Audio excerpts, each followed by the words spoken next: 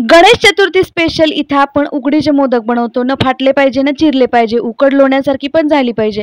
अगोदर इथं सारण बनवून घेऊया। 2 वाटी ओल्या नारळाचा किस घेतला, म्हणजेच खोबरं घेतलं, कढईमध्ये ओतलं, 5 मिनिटं गरम केलं। त्यामध्ये 1 वाटी गूळ घातला आणि गूळ घातल्यानंतर व्यवस्थित सगळं मिश्रण मिक्स करून घेतलं।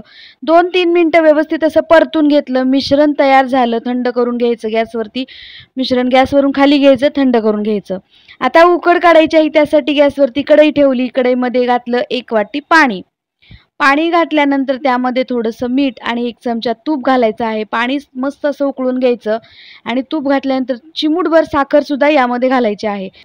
पाण्याला चांगली उकळी आलेली आहे। इकडे बघू शकता गॅसवरच्या कढईमध्ये थोडंसं मीठ घातलं मी यामध्ये।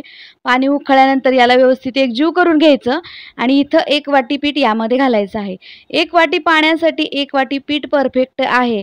फक्त पीठ घेताना तुम्ही 1 वाटीच घ्यायचं आहे, म्हणजे वाटी गच्च भरून नाही घ्यायची। 1 वाटी घ्यायची आहे, सपाट वाटी, त्याला 1 वाटी म्हणतात। त्याला 1 वाटी पाण्याला 1 वाटी पीठ अगदी परफेक्ट होतं। सगळं पीठ आपण कढईमध्ये टाकून कढईमध्ये झाकण ठेवून उकड काढली होती। म्हणजेच काय झालं, मी उकड काढली, पाणी उकळल्यानंतर पीठ ओतलं, त्यामध्ये सगळं पीठ मिक्स केलं आणि याला 10 मिनिटं झाकण ठेवून दिलं। आता 10 मिनिटानंतर बघा उकड अजून सुद्धा गरम आहे, ताटामध्ये ओतली आणि याला असं मस्त असं फुलपत्राच्या साहाय्याने याला कुस करून घ्यायचं, म्हणजेच याला व्यवस्थित असं मळून घ्यायचं। तर जास्त गरम असल्यामुळे मी इथं फुलपत्राचं किंवा तांब्याचा तुम्ही वापर केला तरी चालतो। आता थोडंसं हाताला सोसवेल असं झालेलं आहे पीठ, त्यामुळे मी याला हाताने व्यवस्थित असं मळून घेतलं।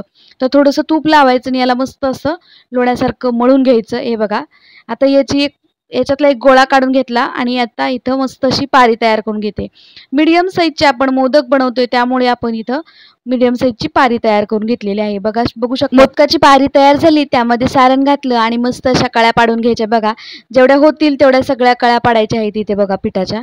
मस्त अशा कळ्या पाडून घेतल्या। आता यामध्ये आणखीन थोडंसं सारण भरायचं आणि अलगद असा हा मोदक बंद करून घ्यायचा। व्हिडिओमध्ये दाखवल्या पद्धतीनं करायचं।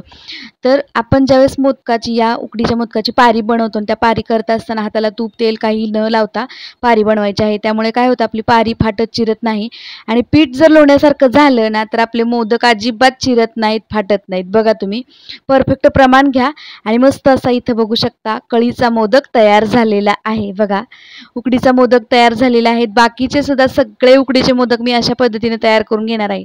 अगदी पहिल्याच प्रयत्नामध्ये तुम्हाला असे उकडीचे मोदक तर बनवता येतील।